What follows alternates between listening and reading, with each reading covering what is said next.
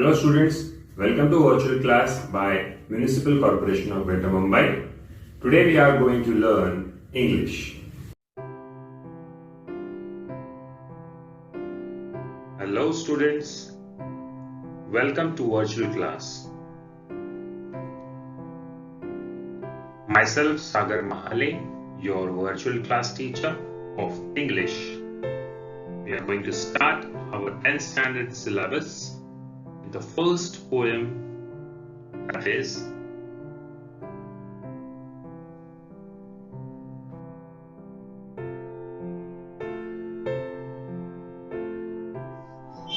Teenager's Prayer. So first of all, student, what is a teenager? In the simple words, if you want to know the meaning of a teenager, you know the numbers from 1 to 100, right, in words. So from 13, 14, 15, 16, 17, 18 and 19. So whichever number have teen at the last, that age is known as teenagers, from 13 to 19. And that is the age where a child decides, aims what he wants to do or she wants to do in her or his life. And you are in the same teenage now, in 10th standard. Some might be 15, some might be 16. So this teenage is the age where a person, man or a woman, boy or a girl, decide what he or she wants to be in the future. And that's why the first poem of our 10th standard syllabus, there is this poem known as Teenager's Prayer. So what's this poem? Who has written it? The famous poet J. Morse has written this poem, A Teenager's Prayer. The poet J. Morse is taking the place of a teenager to talk about their thoughts. Now J. Morse is putting himself in a place of a teenager like you. And he's talking about thoughts. What thoughts should come in the mind of a teenager? What prayer should a teenager should do actually? So it will be 5 stanzas in all. We will see one by one every stanza and try to understand what the poet wants to convey.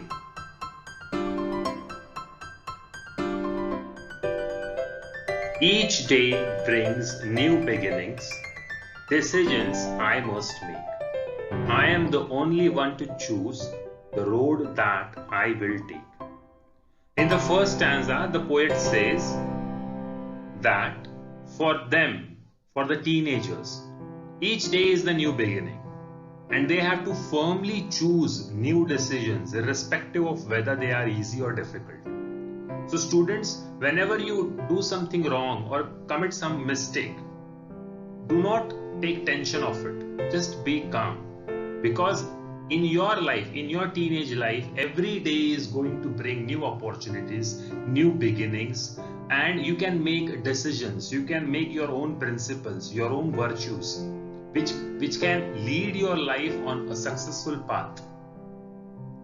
Because you are the only one to choose the road that you will take. See, in the last 2 lines of this stanza, what the poet says, I am the only one to choose the road that I will take. So might be it's a good road or a bad road, you are the one to choose. And once you chose your road, your path, it will make you the same. If you chose the right path, it will make you a right person after the teenage.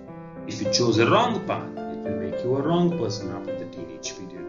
That's why in the first stanza, the poet says, each day brings new beginnings. Every day will bring you new opportunities. It will be a bright sunny day. And every day you can try and think that what you should do for your life, make it better, make it successful. Now you are in 10th standard, the first step in your career where you can successfully pass out the 10th standard exam and you can choose a nice career, a nice sector in which you want to do your career. And that's why this is the age where you can make some new decisions. You can make some new changes in your life. अभी तक छोटे थे. Whatever we did, it was all before 10th standard. But now I have to change. I am the only one to choose the road. And that road should be a very positive and successful road. Then only it's useful, right? Let's move on to the next stanza.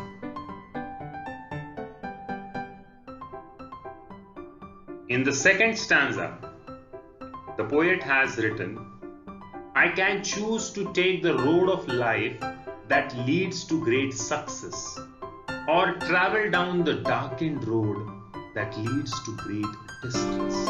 So as I said, students, in the first stanza, the road of the life. Here I am not talking about the road of Delhi or Mumbai or Agra. Here we are talking about the road of life, your career, your whole life, in which this age, this 10th standard student, he can decide or she can decide if she wants to become a doctor, an engineer, a teacher, a scientist, a pilot, or whatever, a businessman, a politician, anything. Here, this is the age where you have to choose and take the road of life. Now, there are two types of people. One who take the right decision and they lead to a great success. Or the other one who makes a wrong decision and chose a darkened path which leads them to a great distress. Students, God do not punish on you on your first mistake. He observes you. He will see which road you are choosing. Chalo, till 9th standard, you were not studying well. You were an average kid. But in the 10th standard, if one day you wake up in the morning and you try to change everything, no, from today onwards, I am going to study, only study. I am not going to waste my time on mobile games or any social media or any friends which are not useful in my life, which are not useful in my career. And that's why the poet says in the second stanza, there are two paths. One is teenager's dilemma. One path can lead them to great success, while the other path leads them to distress. Success का मतलब तो आपको पता है. Now what do you mean by distress? Distress means जहाँ पर सिर्फ नाराजगी ही मिलेगी आपको. You will be always sad on that path because your decisions making went wrong. And that's why you were automatically led down to the darkened road, the darkened path. And that's why your life is full of distress. But in this age, if you use your brain properly, if you ask your heart properly that what is good for me, then you can make a right decision and you can choose the right road of life which will lead you to the great success. Let's move on to the third stanza. The poet has written, please open up my eyes, dear Lord, that I might clearly see. Help me stand for what is right. Bring out the best in me. Now, the teenager, the poet who is acting as a teenager in this poem, he is praying to the God, to the Lord. Please open up my eyes. Some students are still mischievous, naughty in the classroom. They don't like to study. They like to play video games. They like to be on social media and many other things which are not useful in your future. They are wasting your time. They are wasting your energy. They are wasting your whole focus. And at that time, when the teenager, the poet is tired, he is praying to God that God, please open up my eyes that I can clearly see what's going in my life and help me stand for what is right. Make me courageous.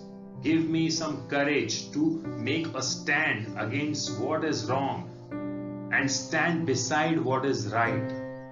and please try to bring out the best in me. See students, every child cannot become a doctor, every child cannot become an engineer, every child cannot become a teacher or even a successful businessman or a politician, but every child has their own talent which other child might not have. Somebody is good in drawing, somebody is good in dance, somebody is good in singing, somebody is good in different kinds of talents. So try to pursue your talent, try to chase your dreams, your goals. Don't give up on your dreams, don't give up on your goals, and bring out the best in yourself. Pray. And that's why here the poet, who is acting as a teenager in the poem, he is praying, please open up my eyes, Lord, please help me so that I can clearly see what is standing between me and right and wrong, and help me choose right, and help me completely avoid wrong, and please bring out the best in me. Now let's move on to the third stanza.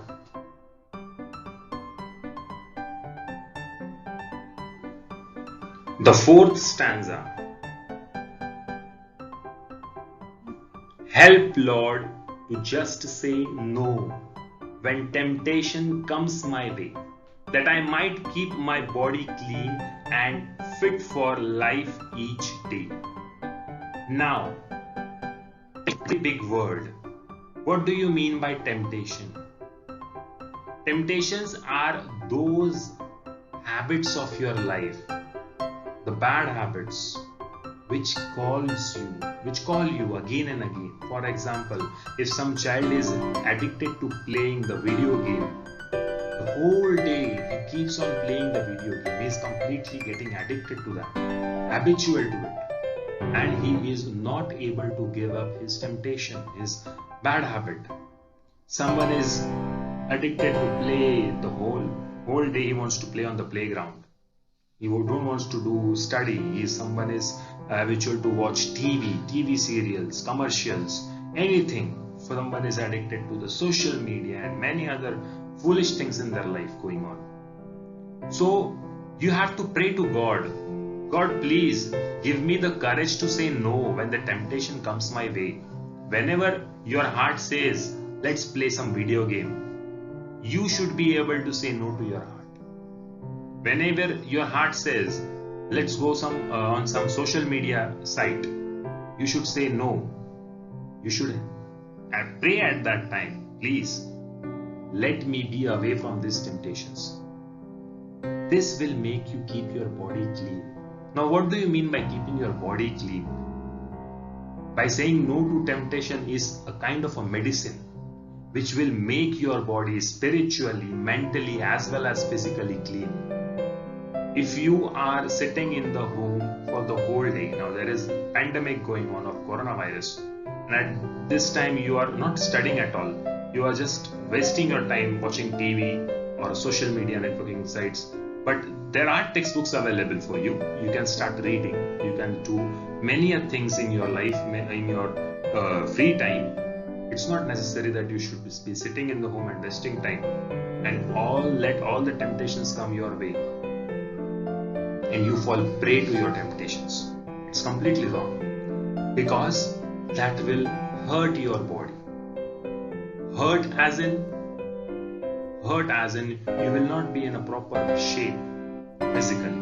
You will not be in a proper mental state mentally, and you will not be very equivalent to your spiritual happiness. That's why temptation, you should be able to say no to your temptations. Let's move on to the next slide.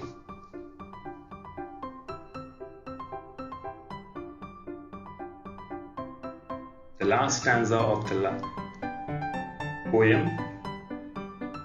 When my teenage years are over, I know that I will see that life is lived its very best with you walking next to me. And in the last, the poet is saying to God, if you help me if you help me to say no to my temptations, if you help me to open my eyes, if you help me to take a right decision, if you help me to lead a successful path, then after some years, when I will be grown up man, I will be having a nice job, I will be married with nice kids, with nice home, I will be earning a lot.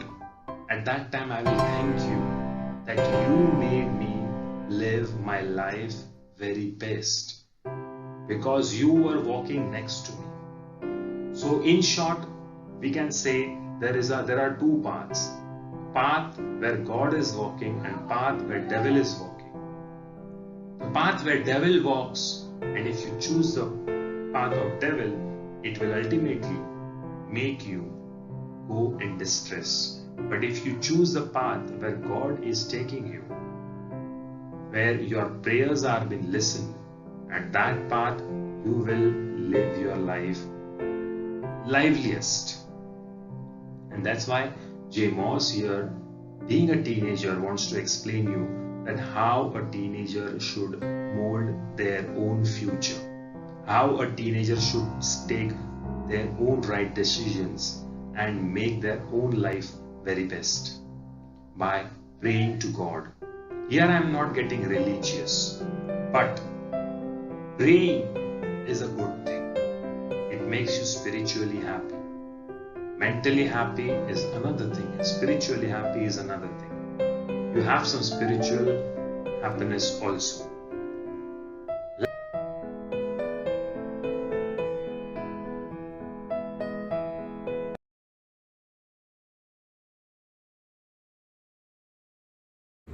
Thank you, students. This was our today's lecture. And don't forget to press the bell icon as well as the subscribe button for more interesting videos. Thank you very much.